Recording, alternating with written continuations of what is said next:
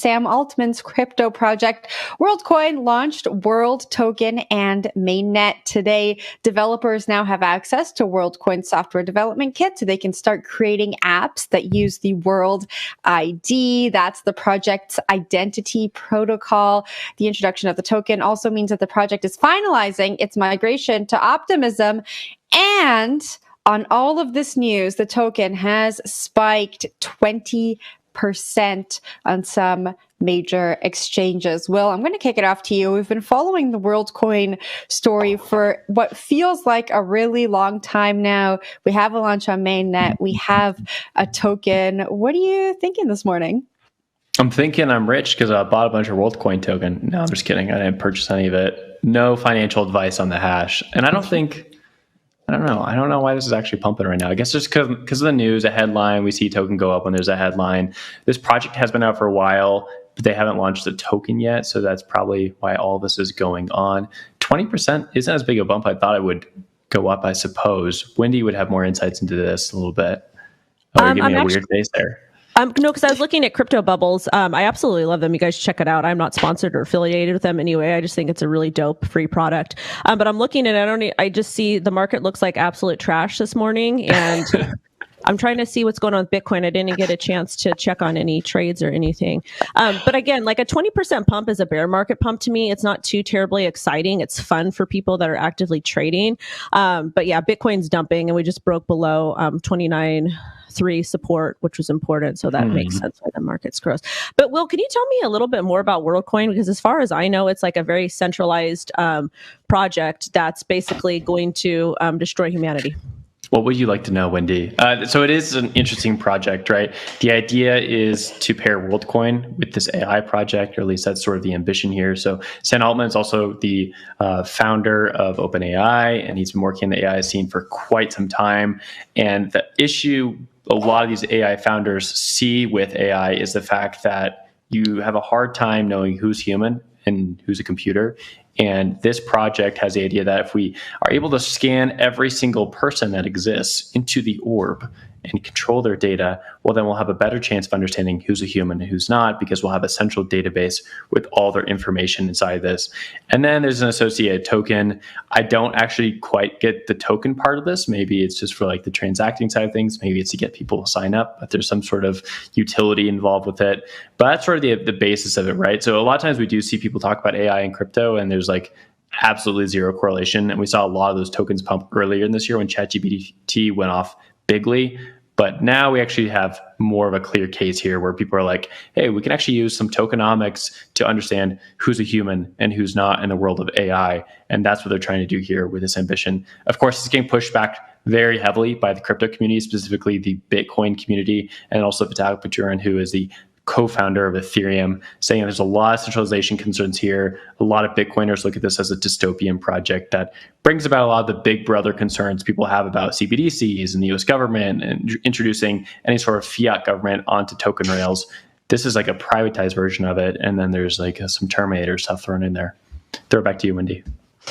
Since when did the Bitcoin maxis actually care about privacy and self-sovereignty and empowering the underdogs? Because it seems like they just care about buying Bitcoin, holding, and then absolutely trashing anybody with the difference of opinion of them. So I don't know about that. I feel like if Worldcoin did something positive for Bitcoin, the maxis would be all on board and they would be right in that grift, just like the rest of us, man. Jen? All right. I want to add some more information here. So before the whole AI thing happened, WorldCoin existed, right? But they existed because they were talking about universal basic income. They were going to take this orb to every nook and cranny of the world. They were going to scan your retina, and then you were going to get this token that you could use, and it was going to be able to solve this universal basic income challenge that they saw ahead of us. Then the whole AI conversation happened. Of course, Sam Altman founded ChatGPT, and now all of a sudden WorldCoin presents a solution for the AI challenges ahead of us. And then for Vitalik's blog this morning, I just skimmed it, Will, but I think that Vitalik was largely in support of Worldcoin and proof of personhood, but outlined these 4 challenges that we're going to talk about in the next part of the segment. So he said, proof of personhood is needed as we move forward, as we continue to develop with AI, but there are privacy, accessibility concerns, security concerns, and there was one more, let me just see, and centralization concerns. And the most interesting centralization piece from this that Vitalik brought up was the fact that there are these like physical orbs, right? We can't go in and verify how the physical orbs are made. And what he's saying in his blog is, the Worldcoin Foundation could potentially make up fake human identities if there's no way to verify how these devices are made. And so there's like a lot to discuss and unpack here. And I think there are a lot of challenges that we don't really even understand when we think about them, the different, I guess, aspects and areas of them. And so it's just like a lot to wrap my head around this morning. I feel like we need a dedicated show just to discuss all the aspects of Worldcoin because it just seems so intense. Like on my show today, we're going to talk about it. But we're going to talk about it today, and I don't have enough time. I feel like I need to dedicate an entire show just to talk about how detrimental it is and how ridiculous it is. And I don't know. I just feel like it's all kind of ironic, or I guess interesting timing because of the Fed Now program that just dropped and all of that drama, Jen.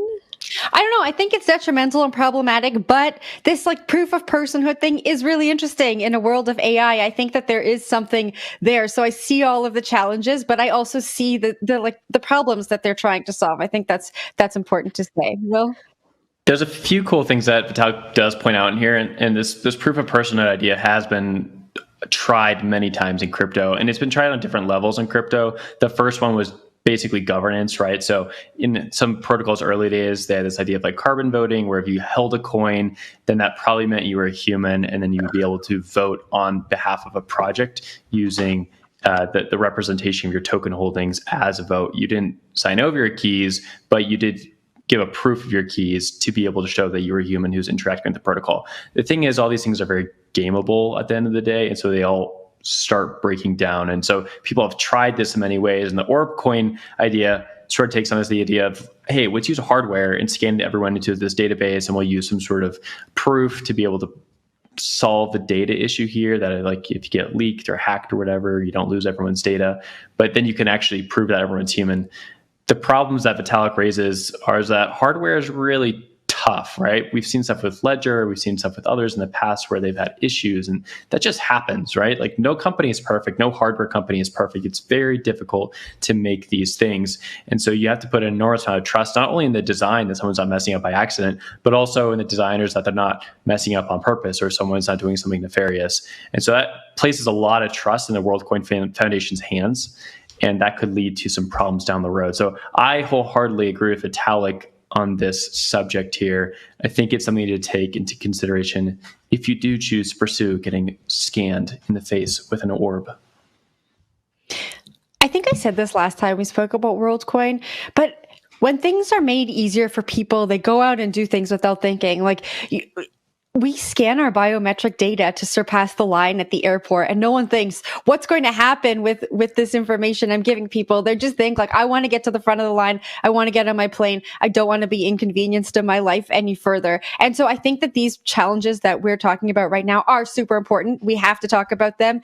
I care about them. I know you guys care about them, and everyone else does. But I think as things are made easier, and maybe you get rewarded and incentivized to give out this very important data, people are going to do it. But I think we should say that the token Worldcoin is not available in the US right now. And I believe that some CoinDesk journalists tried to access the white paper this morning from a few different countries, Italy, the UK, Greece, and one more. And they were not able to because it was geofenced. We asked one of the core team members on First Mover this morning why that was, and they said it was just a technical glitch, and it should be available for people soon. So we will see if that happens. Wendy, any final thoughts on this? You know what? I'm sorry. That's a very poor excuse. Everybody should have access to that literature. That's a whole purpose of decentralization, which Worldcoin is not. And you guys, we must resist this. Resist the orb. resist the orb. We need like a bumper sticker or like a Twitter hashtag or an X hashtag. We'll get to that story next, though. On the topic of the orb, though, another one of Vitalik's points is, how are we actually going to get this orb to so many different places to actually get people to scan their eyeballs and get them into the system? I think that's, another difficulty. How are we going to get these orbs to every different place on this earth? I don't know if we have an answer to that yet.